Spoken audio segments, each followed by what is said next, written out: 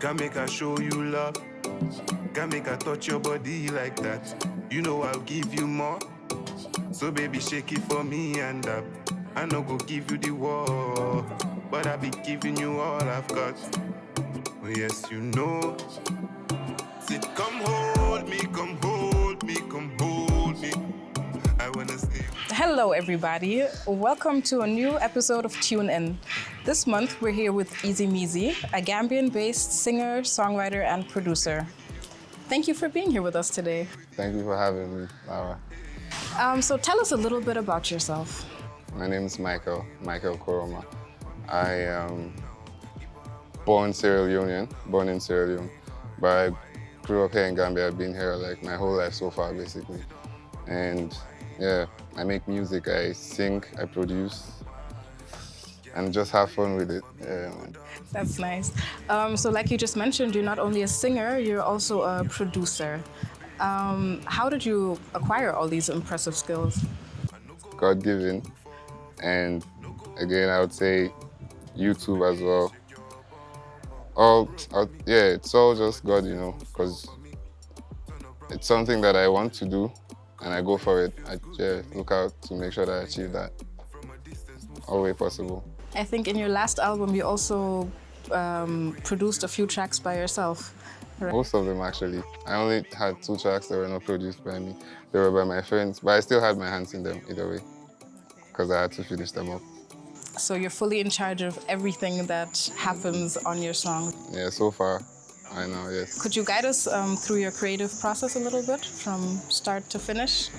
It's mainly, I try to, start off with building a chord progression, maybe something soft, because I like emotional stuff. I like to really connect to what I'm doing first before I could feel inspired. So I would usually just start off with that and hum around, see if I could build up some nice melodies. Try to think of a situation to write about. Could be about love, about life, could be anything. Could be even about party, you know, just like life still. And I just put myself in that zone. Try to emphasize on whatever it is and make it happen. It's all through the grace of God, I always say, man. Spiritual, music is spiritual. People should understand this too. Like, you start writing songs and you start thinking it's you, and you get to a point, you're done and you're thinking, wow, what did I just do?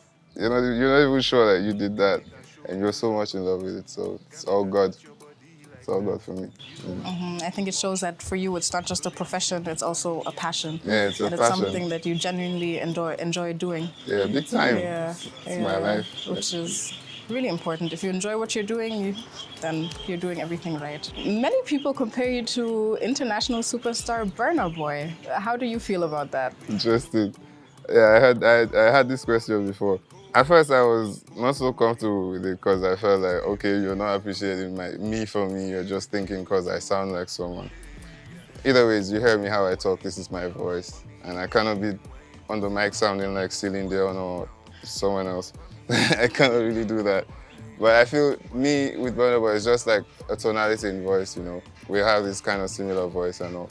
I love his music to start with. I think, bro, he's Grammy award-winning artist, bro. So yeah, that's something that's got to count in a way. But I'm totally, in my own opinion, I'm totally different from Burna Boy. The only similarity we do have is maybe in our voices. I'm sure even Burna Boy would accept that. In your opinion, what's the biggest shortcoming in the musical industry in Gambia right now? I feel here there's actually almost zero collaborative effort, like in the music community, you know. There's just a set of people with a set of mentality. I wouldn't judge them anyways, but I guess theirs differs from mine because I'm trying to make music for not just, let's say, our community, but people from other communities. Because music community in general is huge, but at least we have it here in Gambia. We could also extend it. If there isn't actually that collaborative effort within us musicians, then yeah, it will be kind of hectic to really be able to match the standards outside. I think you mentioned earlier that your music is pretty much about everything, be it from love to partying, anything Everything. that has to do with life. Right. So where do you mostly get your inspiration from? Is it from personal experiences or? Man, try to connect with my emotions. And wherever my emotion leads me to, like, I feel it's God-given, and I go with it. I just really go with it. And when it's done, I take notice that, oh yeah, shit, it just happened. Or the whole process is just like a flow. Go there. How would you describe your musical style? My musical style is just diverse, man. I try to experiment, you know. And if people here could give house music a chance, like, it could mean a lot for the industry, you know. And I'm sure there are other people who care who as well could maybe try, even if they're not doing it, to do it. And with the collaborative effort that I'm saying, we could do it really nice, real nice. Yeah, I think it's important that we try to kind of diversify the things that are going on in Gambia, because Gambia is already a very small country, so if we only stick to what we already know, it might be difficult to kind of try out new things. So I think it's nice that we have people like you that are the pioneers in terms of different genres and experimental music. I think it's great. I wouldn't consider myself a pioneer yet, but let's see how that plays out.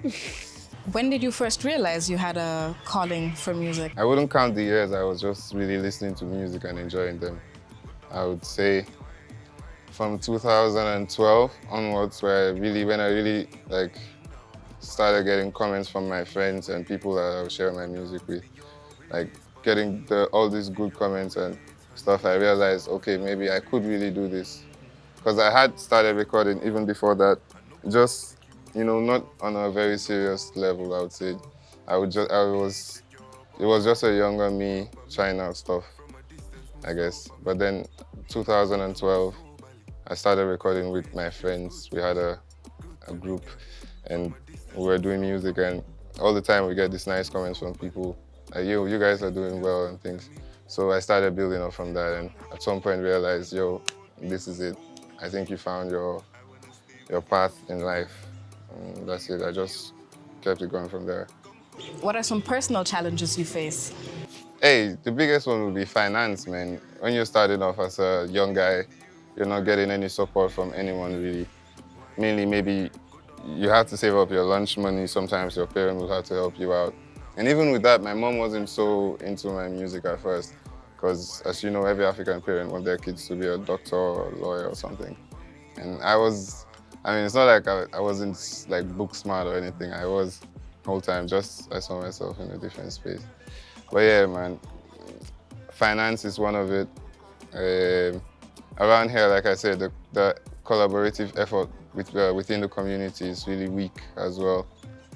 And that's been a little bit of a thing for me. That's why I feel I haven't been able to grow within that community as big as I would want it to be yet. But it's slowly getting there, thank God. Do you have any role models that you look up to or that give you inspiration? I actually get all my inspiration from real sad songs. I like listening to sad songs, you know. It's funny, but they're more emotional because these people put in, they're pouring out their hearts into the track. And, well, after listening to that, you also feel so emotional. You want to come out and pour out whatsoever it is to another track, so yeah. I don't know, I can't really think of anyone that's like, you know, fully inspiring me apart from my tropical house guy, he's Norwegian Kygo. Because, yeah, I'm down with that guy for life, man. When it comes to music in general, there would be Bob Marley, you know. Yeah, his music is, I feel it's forever living. I want to sound like Bob Marley at some part. I want to die and let my music live, if that's possible. And I'm really working towards that. So Bob Marley and Kygo would be my guys. Where do you see yourself in the next 5 years? Really big, yeah. Because there's everyone around me telling me my sound sounds nice. I mean, I myself, I've reached the point, it's not like I'm letting it get to my head, but I've reached the point that I know that this is really nice. This could sell. As there's only like a few pieces of the puzzle that's missing, and hopefully by the grace of God that comes together. The next 5 years will be really nice.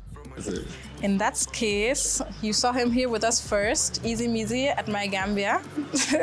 Yeah. So stay tuned for him and for his new projects. Do you have any upcoming projects planned? Yeah, I'm trying to work on an EP called Blessings Fall on Me. Yeah, it's a 3-track EP. It's a different sound for me. I actually did a post, I think it was yesterday, about something that I feel like my wave is changing, and I'm in my experiment, trying out different stuff. I just found something really that I didn't know I have, and I'm going to be showing that in this EP, Blessings Fall on Me. Can't wait, girl. Where can people see you perform, and where can we find your music? Hey, that's a good question, actually. I'll be hosting my event on the 7th of May, and yeah, that'll be somewhere in Gambia. Black Magic. It's the evening outside with Eazee. I'll just be there with friends and people who follow my music. It's not like a concert. It's just for music. People who actually enjoy listening to good music, and you come there and chill, hang, drink, whatsoever. Be there with your friends and vibe. Also, my music is available on almost every platform you would use to stream songs. You just have to type Eazee Mizee. Thank you so much for being here with us today. We really enjoyed this conversation, and we wish you the best of luck moving forward. Thank you guys very much. Thanks for coming through, and thanks for having me. Wishing you guys the best of luck too. This is big. I appreciate this. Lovely. Thank you. She a bubble and wiggle, no waste time. She say, come my back out, make you hold me tight, don't go far. She say, hold my phone, fine bubble. Any man wake or wrong number. Bad man think you know me right, yeah. Tell and take I'm easy, yeah, yeah.